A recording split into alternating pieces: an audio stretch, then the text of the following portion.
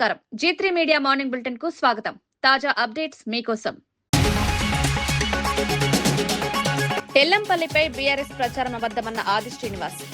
ఎల్లంపల్లి నీటిపై బీఆర్ఎస్ నిలదీత, రైతులను తప్పుదో పట్టించద్దన్న ఆది శ్రీనివాస్ వాస్తవాలను ప్రజలకు చెప్పాలని సూచన.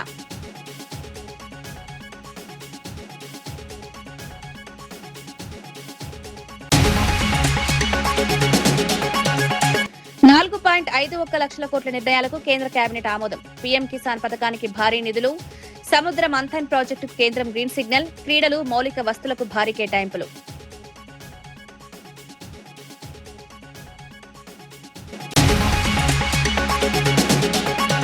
భువనేశ్వరి వ్యాఖ్యలపై లక్ష్మీపార్వతి ఘాటు విమర్శలు. చంద్రబాబు హామీలపై ప్రశ్నించిన లక్ష్మీపార్వతి, మాటల కంటే చేతల్లో చూపాలని సూచన.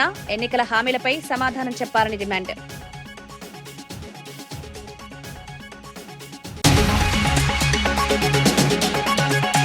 తెలంగాణ ప్రయోజనాలతో రాజకీయం చేస్తోందన్న దయాకర్. హరీష్ రావు ప్రజలకు సమాధానం చెప్పాలని డిమాండ్. అపోహలు సృష్టించద్దన్న ప్రభుత్వ విప్. రాష్ట్ర అభివృద్ధికి కాంగ్రెస్ కట్టుబాటు.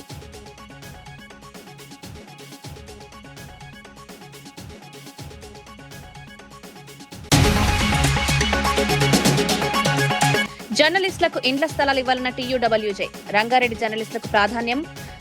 జర్నలిస్టులకు ఆరోగ్య బీమా కల్పించాలని విజ్ఞప్తి. జర్నలిస్టుల సమస్యలపై పోరాటం కొనసాగుతుందన్న టీయూడబ్ల్యూజే. ప్రభుత్వ విప్ ఆది శ్రీనివాస్, బీఆర్ఎస్ నేతలు హరీష్ రావు, కేటీఆర్ చేసిన వ్యాఖ్యలను తీవ్రంగా ఖండించారు. కాళేశ్వరం ప్రాజెక్టు లేకుండా ఎల్లంపల్లి ప్రాజెక్టుకు నీరు రాదంటూ బీఆర్ఎస్ చేసిన ప్రచారం పూర్తిగా అబద్దమన్నారు. ఎగువ ప్రాంతాల్లో కురిసిన భారీ వర్షాలతో కన్నేపల్లి పంప్ హౌస్ నుంచి ఒక్క చుక్క నీటిని కూడా ఎత్తిపోకుండానే శ్రీపాద ఎల్లంపల్లి ప్రాజెక్టు దాదాపు పూర్తి స్థాయి నీటి మట్టానికి చేరుకుందని వివరించారు. ఈ పరిణామంతో బీఆర్ఎస్ చేస్తున్న తప్పుడు ప్రచారం ప్రజల ముందే బట్టబయలైందన్నారు.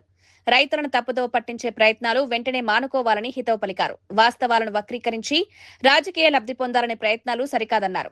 రాష్ట్ర ప్రయోజనాలను దృష్టిలో పెట్టుకుని ప్రతిపక్షం బాధితాయుతంగా వ్యవహరించాలని సూచించారు. అబద్దాల ప్రచారం చేసినటువంటి హరీష్ రావు గారు, కేటీఆర్, బీఆర్ఎస్ కు సంబంధించినటువంటి వారి వాదన డొల్లే అని తేలిపోయింది. ఈసారి కాంగ్రెస్ పార్టీ హయాంలో కట్టినటువంటి ప్రాజెక్టు ద్వారా మిడ్మానే డ్యామ్ కు నీళ్లను ఎత్తిపోసే ప్రక్రియ కూడా ప్రారంభమైంది 2-3 రోజుల నుంచి.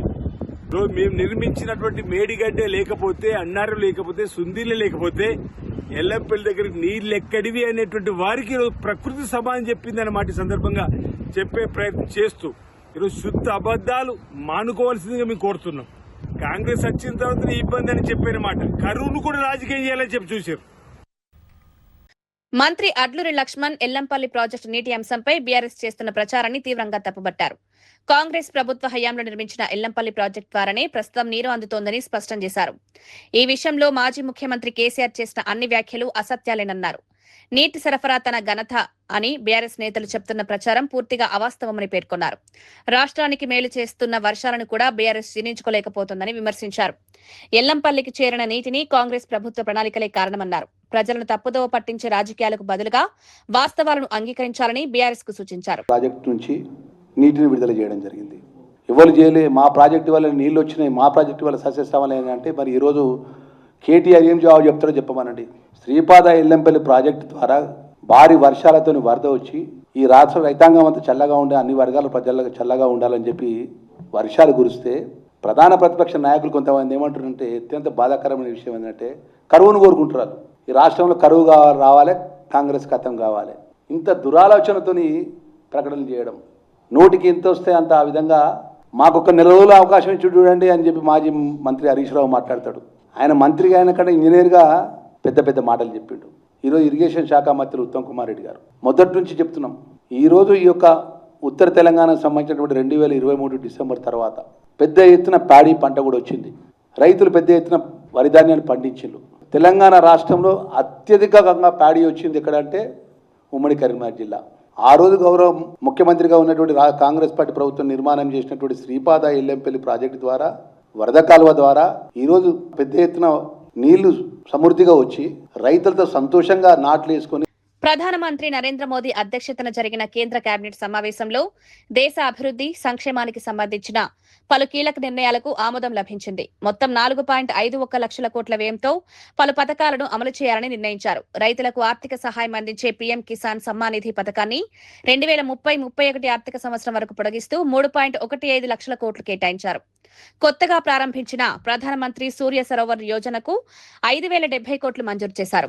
సముద్ర వనరుల పరిశోధన వినియోగానికి సంబంధించిన సముద్ర మంథన్ ప్రాజెక్టుకు 84 కోట్ల ఆమోదం లభించింది. క్రీడల అభివృద్ధి కోసం ఖేలో ఇండియా జాతీయ క్రీడా సమాఖ్యలకు 36,441 కోట్లు కేటాయించారు. దేశ రవాణా మౌలిక సదుపాయాల అభివృద్ధికి ట్విన్ ట్యూబ్ టన్నెల్ నిర్మాణాలకు 9,771 కోట్లు మంజూరు చేస్తూ కేంద్ర కేబినెట్ కీలక నిర్ణయం తీసుకుంది.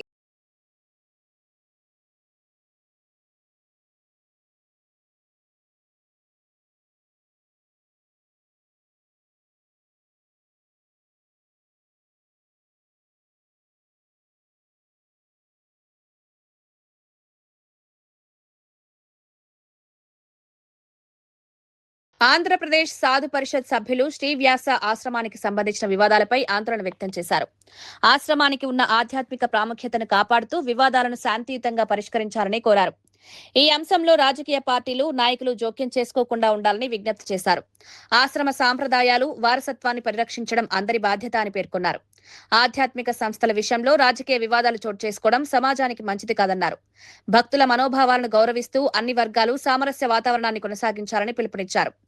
చర్చలు పరస్పర అవగాహన ద్వారానే సమస్యకు శాశ్వత పరిష్కారం సాధ్యమవుతుందని సాధు పరిషత్ అభిప్రాయపడింది.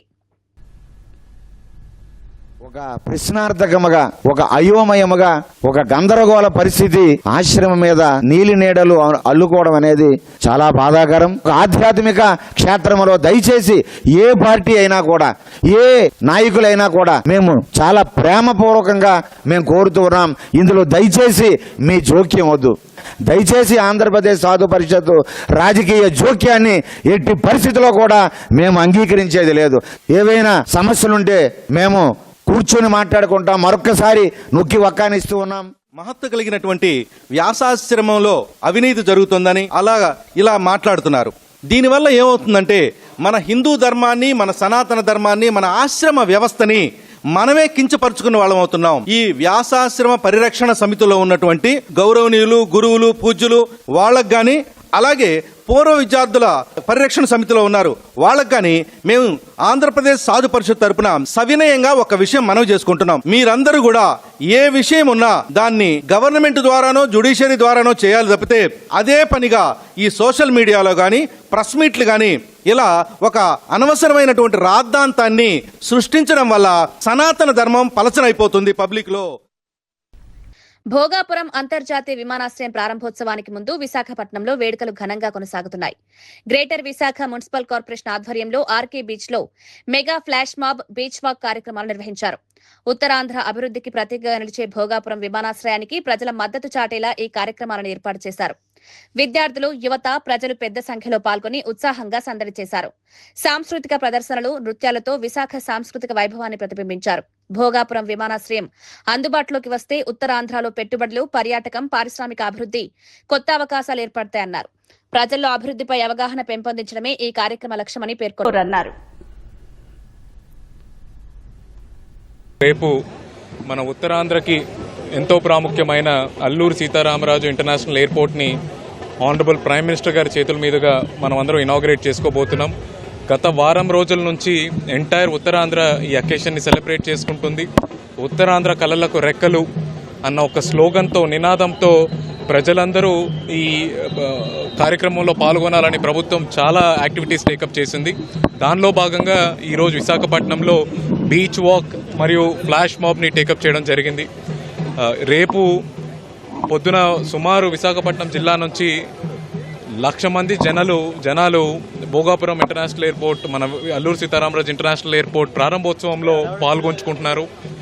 ఎవరికైతే ఈ ఇంటర్నేషనల్ ఎయిర్పోర్ట్ ద్వారా వాళ్ళకు ఒక ఎకో సిస్టమ్ క్రియేట్ అవుతుందో, ఎంప్లాయ్మెంట్ ఆపర్చునిటీస్ క్రియేట్ అవుతుందో, ఫ్యూచర్ గ్రోత్లో పాలు పంచుకోబోతున్నారో వాళ్ళందరూ ఈ కార్యక్రమంలో పాల్గొనాలి అని చెప్పి గవర్నమెంట్ వాళ్ళందరికీ ప్రతి విలేజ్ నుంచి, ప్రతి మండల్ నుంచి బస్సెస్ ఏర్పాటు చేయడం జరిగింది. వాళ్ళందరూ ఎటువంటి ఇబ్బంది పడకుండా ఎయిర్పోర్ట్ చేరుకునే విధంగా చాలా కంప్లీట్గా అరేంజ్మెంట్స్ చేయడం జరిగింది. భోగాపురం అంతర్జాతీయ విమానాశ్రయంపై జరుగుతున్న రాజకీయ విమర్శలకు మంత్రి కొండపల్లి శ్రీనివాస్ ఘాటుగా స్పందించారు. ఈ ప్రాజెక్టుకు అసలు క్రెడిట్ ఎవరిదో ప్రజలకు బాగా తెలుసని స్పష్టం చేశారు. ప్రధాని నరేంద్ర మోదీ పర్యటనకు సుమారు 3 లక్షల మంది హాజరవుతారని తెలిపారు. ప్రారంభోత్సవ వేడుకలకు ఉత్తరాంధ్ర సంస్కృతిని ప్రతిబింబించే ధింసా నృత్యంతో ప్రధానమంత్రికి ఘన స్వాగతం పలుకుతామన్నారు. భోగాపురం విమానాశ్రయం ఉత్తరాంధ్ర అభివృద్ధికి కొత్త దిశ చూపుతుందని పేర్కొన్నారు. ఈ ప్రాజెక్టుతో ఉపాధి పెట్టుబడులు, పర్యాటక రంగానికి పెద్ద ఊతం లభిస్తుందన్నారు. విమానాశ్రయ ప్రారంభోత్సవాన్ని చారిత్రాత్మకంగా నిర్వహించేందుకు అన్ని ఏర్పాట్లు పూర్తయ్యాయని వెల్లడించారు. గౌరవ ప్రధానమంత్రి గారు తిలకిస్తున్నారు. ఒక గిన్నెస్ రికార్డు కూడా జరుగుతుంది కాబట్టి మరి ఖచ్చితంగా ప్రజలందరూ కూడా భాగస్వామ్యం అవ్వాలి. ఇది ఏదో ప్రభుత్వం చేస్తున్నటువంటి చర్య కాదు, ఇది మన అందరి కోసం నిర్మాణం చేసినటువంటి ఎయిర్పోర్టు. ఖచ్చితంగా మన అందరికీ కూడా భవిష్యత్ కాలంలో మంచి జరుగుతుందన్న విషయాన్ని తెలియజేసుకుంటాం. అనేక విషయాల్లో కూడా క్రెడిట్ చోరీ జరుగుతుంది. 14-19లో గౌరవ ముఖ్యమంత్రి గారు భోగాపురం ఎయిర్పోర్టు నిర్మాణం చేయాలని కార్యరూపం చేసి 80% ల్యాండ్ ఎక్విజిషన్ చేయడం జరిగింది. క్రమేణా వచ్చినటువంటి ప్రభుత్వం దాన్ని ముందుకు తీసుకెళ్లకుండా అప్పుడు గవర్నమెంట్లో రావడానికి కూడా ప్రజల్ని వ్యతిరేకం చేసేలాగా ఎర్రబస్సు రాని చోట ఎయిర్పోర్ట్ ఎందుకు, మీ అందరూ కూడా నిలబడండి, నేనే దాన్ని ఆపుతానన్న వ్యక్తి ఈరోజు ప్రజల్లోకి వచ్చి ఎయిర్పోర్ట్ నేనే కట్టాను, ఎయిర్పోర్టు నా వల్లే జరిగింది, ఎయిర్పోర్ట్ వల్లే దానికి కావాల్సినవన్నీ కూడా నేనే చేశానని చెప్పడం చాలా హాస్యాస్పదం. ఎందుకంటే ఒక ఎయిర్పోర్ట్ కట్టడానికి వాళ్ళకి ఎందుకు 5 ఏళ్ళు సరిపోలేదు? ఖచ్చితంగా మీ మనస్సాక్షిని మీరు అడగండి, ఉత్తరాంధ్రకి మీరు ఏం చేశారని. వైఎస్ఆర్సీపీ ప్రధాన కార్యదర్శి నందమూరి లక్ష్మీ పార్వతి టీడీపీ అధినేత చంద్రబాబు, నారా భువనేశ్వరిపై తీవ్ర విమర్శలు చేశారు. చంద్రబాబు మాట తప్పడు అని భువనేశ్వరి చెప్పడం ఈ ఏడాది అతిపెద్ద జోక్ అని వ్యాఖ్యానించారు. చంద్రబాబు రాజకీయ జీవితంలో ఇచ్చిన హామీలను పూర్తిగా నెరవేర్చిన ఒక్క ఉదాహరణ అయినా చూపించాలని సవాల్ విసిరారు. ఉచిత విద్యుత్ హామీ కూడా చంద్రబాబుదేనని చెప్పడం పచ్చి అబద్దమని మండిపడ్డారు. ప్రజలను తప్పుదోవ పట్టించే ప్రకటనలు చేయడం మానుకోవాలని సూచించారు. ఎన్నికల హామీల అమలుపై ప్రజలకు సమాధానం చెప్పాల్సిన బాధ్యత టీడీపీ నాయకత్వంపై ఉందన్నారు. వాస్తవాలను వక్రీకరించి రాజకీయ లబ్ధి పొందే ప్రయత్నాలు ప్రజలు గమనిస్తున్నారని పేర్కొన్నారు. సరే, అతను ఇచ్చిన హామీ నెరవేర్చాడు. ఏ ఒక్కటి చెప్పమ్మా. లాస్ట్ ఎలక్షన్స్ 2014 ఎన్నికల్లో ఆయన 600 హామీలు ఇచ్చారు. సరే, అవన్నీ కూడా మర్చిపోయారు అనుకుందాం. జనాలు మర్చిపోరు, వాళ్ళకు ఉంటాయి మనసులో. మొన్న ఎన్నికలే కదా రీసెంట్గా 2024 ఎలక్షన్స్లో ఎన్ని హామీలు ఇచ్చారమ్మా? దాదాపు 143 హామీలు ఇచ్చారు మొన్న ఎలక్షన్లో కూడా. అందులో కూడా ఈ సూపర్ 6, సూపర్ 7 అనేది చాలా హైలైట్ చేసుకున్నారు. ఇంకేంటి, మేము గవర్నమెంట్ రాగానే ఫస్ట్ సంతకం అదేనని చెప్పి అన్నారు. కానీ అందులో ఎన్ని అమలు చేశారు? మిగిలినన్ని వదిలిపెడదాం. మీరు మహిళల గురించే మాట్లాడారు కనుక ఆ మహిళలకు జరుగుతున్న అన్యాయం ఏంటో, మహిళలకి మీ ఆయన ఎన్ని హామీలు నిలబెట్టారో వాటిని గురించే మనం మాట్లాడదాం. ఇప్పుడు 18 ఏళ్లు దాటినటువంటి ప్రతి మహిళకు కూడా 1500 చొప్పున ఆడబిడ్డ నిధి ఇస్తామని చెప్పి ఎవరమ్మా ప్రకటించింది? చంద్రబాబు నాయుడే కదా ఎలక్షన్ ముందు. పెద్ద హామీ కదా. మరి ఆడబిడ్డ నిధి ఎందుకు ఇవ్వట్లేదని చెప్పి మీ ఆయన చెవి మెలేశారా ఎప్పుడైనా సరే? ఆయన అడిగారా మీరు హామీలు ఆయన నిలబెట్టుకుంటారని మాట అంటున్నారే. ఉచిత విద్యుత్ హామీ ఎవరిదమ్మా అసలు?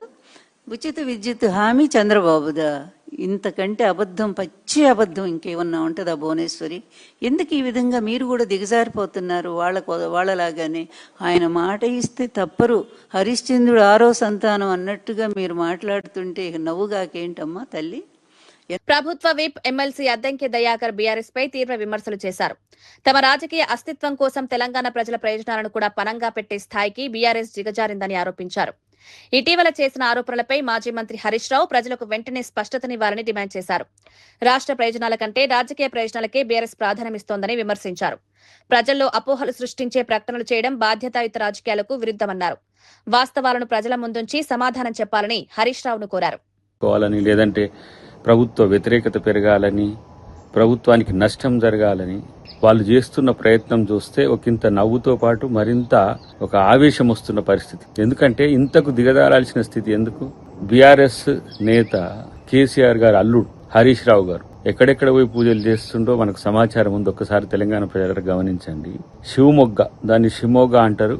అది తాంత్రిక పూజలకు ప్రతీతి. అంటే క్షుద్ర పూజలు, ఊళ్ళలో చేతబడి లాంటి ఇట్లాంటివి అంటారు. అట్లా వ్యక్తులకు వ్యతిరేకంగా జరగాలి, లేకపోతే వ్యవస్థకు వ్యతిరేకంగా జరగాలని. రెండవది జై అఘోరకాళి, ఇది ట్రిసిటీలో ఉంటుంది, తిరుచిలో ఉంటుంది. దీన్ని తిరుచానపల్లి అంటారు. ఇక్కడ వీళ్ళు పూజలు చేయించడం దేనికి సంకేతం? తెలంగాణ ప్రభుత్వం నష్టపోవాలనే విషయం ఒకటైతే వానలు రావద్దని, వానలు రాకపోతే సమస్యలు వస్తాయి, రైతుల నుంచి సమస్యలు వస్తాయి, సమాజం నుంచి వ్యతిరేకత వస్తుంది, దాని కొరకు.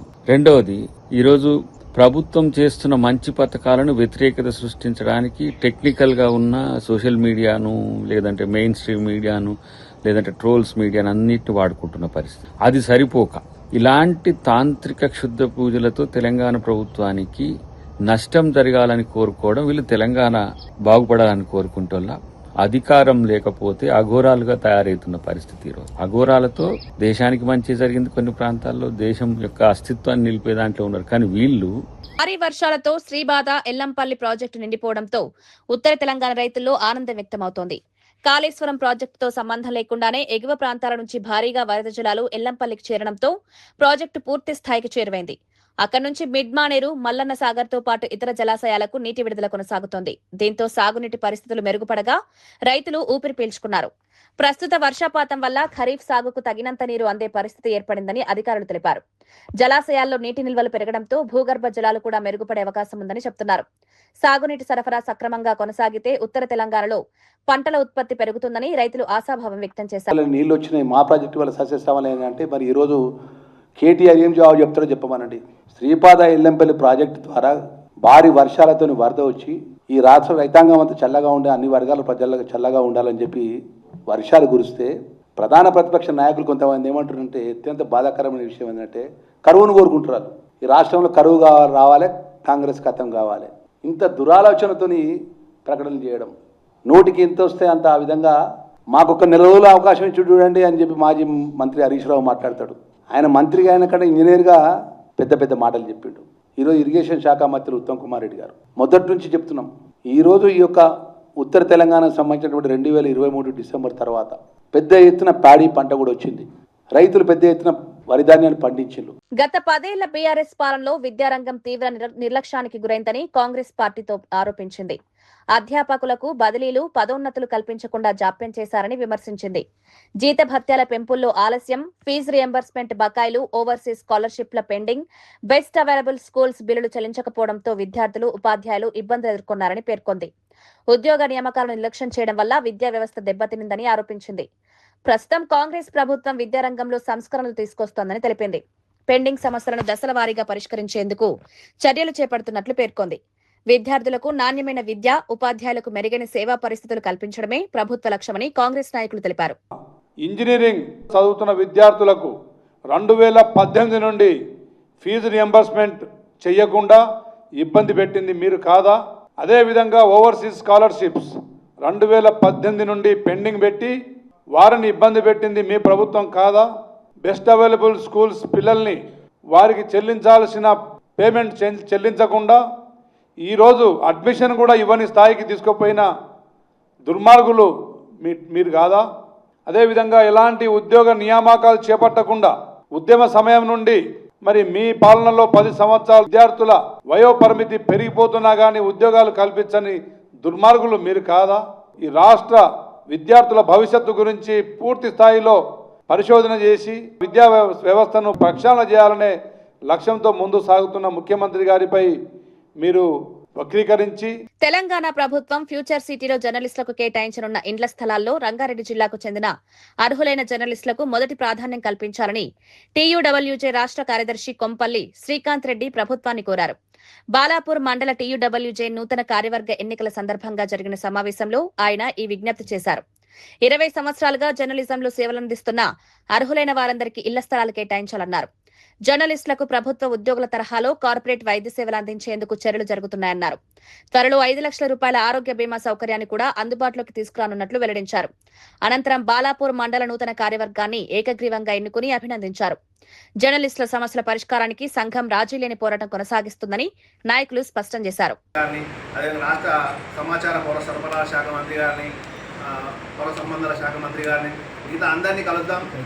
కలిసి తప్పనిసరిగా మా లోకల్లో మహేశ్వరం కాన్స్టిట్యూన్సీలో పనిచేసే అందరు రిపోర్టర్లను కానీ రంగారెడ్డి జిల్లా వరకు తప్పనిసరిగా రంగారెడ్డి జిల్లాలో జర్నలిస్ట్ పనిచేసే వర్కింగ్ జర్నలిస్ట్ అందరికీ ఆ స్థలాల్లో మాకు స్థలం ఇవ్వాలి. ఎంత ఇస్తే వాళ్ళకి అంత ఇస్తే మనకు అంత ఇవ్వాలి.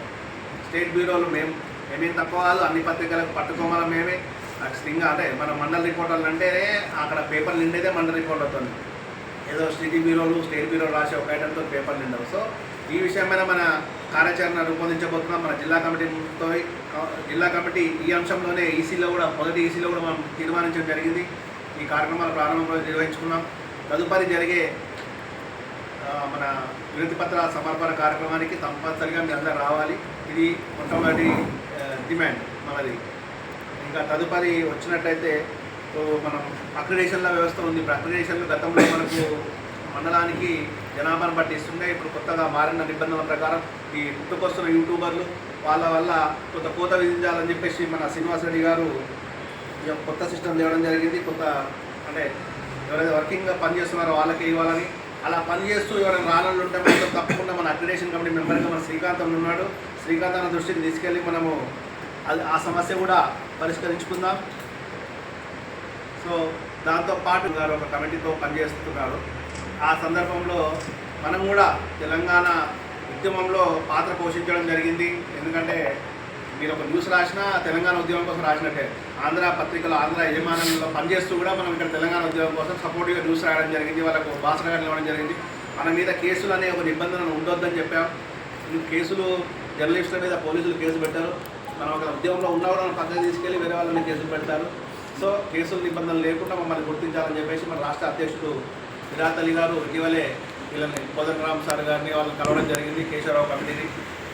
మనం కూడా ఒక జిల్లా తరఫున ఆ రోజు ఉద్యమం సమయంలో పనిచేసిన వాళ్ళు ఎవరున్నారో వాళ్ళని గుర్తించి వాళ్ళతో ఒక జాబితా తయారు చేసి మన ఉద్యమకారుల కమిటీకి కూడా మన జిల్లా కమిటీ తరఫున నేను సత్తన్న గారు కలిసి ఒక వినతి పత్రం ఇద్దామనుకుంటున్నాం. ఇప్పటికే సత్తన్నకు మా ప్రవీణ్ వీళ్ళ కొంతమందికి ఉద్యమకారుల కోదండరామ్ కమిటీ నుంచి ఒక పిలుపు వచ్చింది, మొన్న వెళ్ళడం జరిగింది. వారు నెక్స్ట్ మీటింగ్ కన్నా ముందు మనము కార్యదర్శి శ్రీకాంత్ రెడ్డి గారు ఇంజనీరింగ్ విద్యార్థులపై ముఖ్యమంత్రి రేవంత్ రెడ్డి చేసిన వ్యాఖ్యలను తెలంగాణ రక్షణ సేన రాష్ట్ర నాయకుడు ఇస్మాయిల్ తీవ్రంగా ఖండించారు.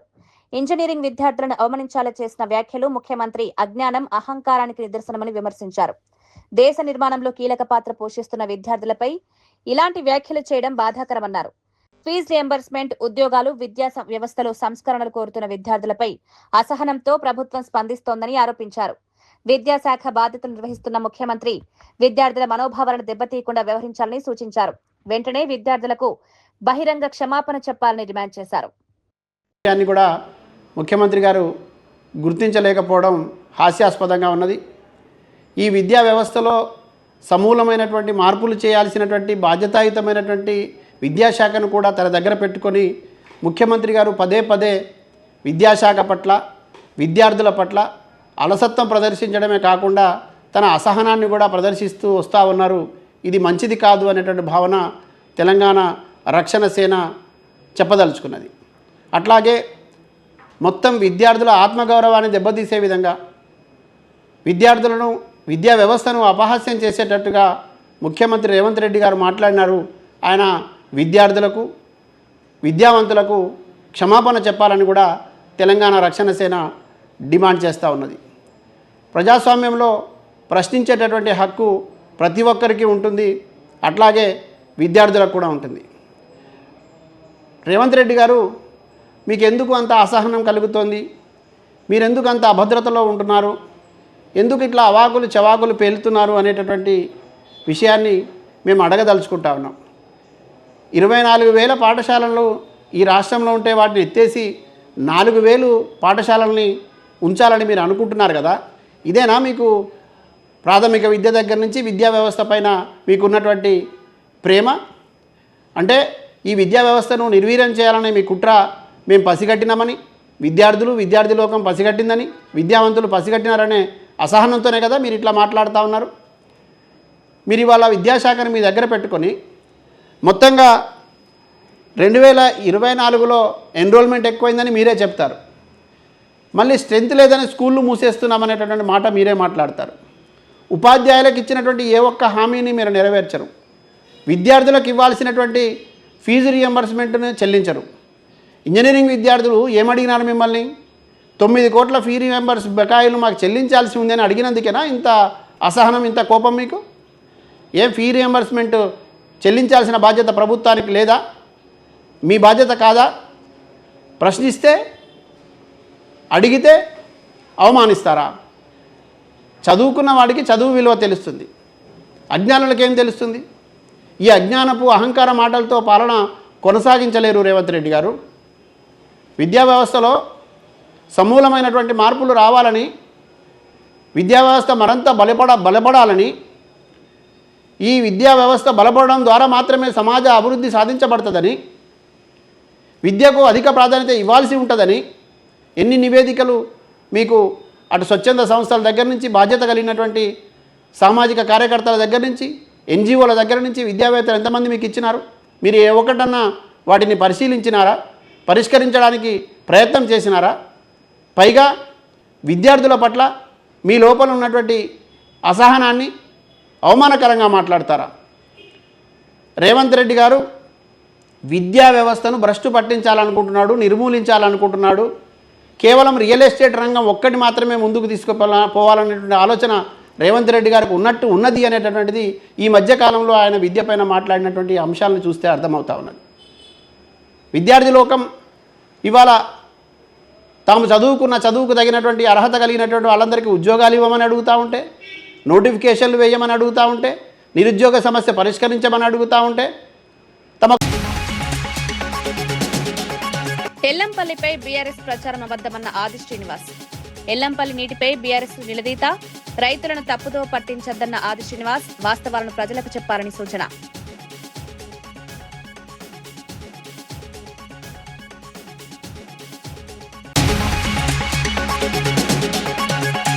$4.51 లక్షల కోట్ల నిర్ణయాలకు కేంద్ర కేబినెట్ ఆమోదం. పీఎం కిసాన్ పథకానికి భారీ నిధులు, సముద్ర మంథన్ ప్రాజెక్టుకు కేంద్రం గ్రీన్ సిగ్నల్, క్రీడలు, మౌలిక వస్తువులకు భారీ కేటాయింపులు.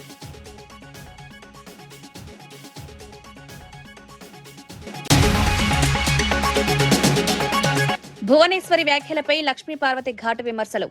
చంద్రబాబు హామీలపై ప్రశ్నించిన లక్ష్మీపార్వతి, మాటల కంటే చేతల్లో చూపాలని సూచన, ఎన్నికల హామీలపై సమాధానం చెప్పాలని డిమాండ్.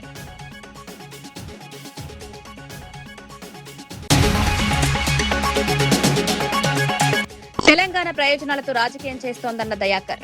హరీష్ రావు ప్రజలకు సమాధానం చెప్పాలని డిమాండ్. అపోహలు సృష్టించద్దన్న ప్రభుత్వ విప్, రాష్ట్ర అభివృద్ధికి కాంగ్రెస్ కట్టుబాటు.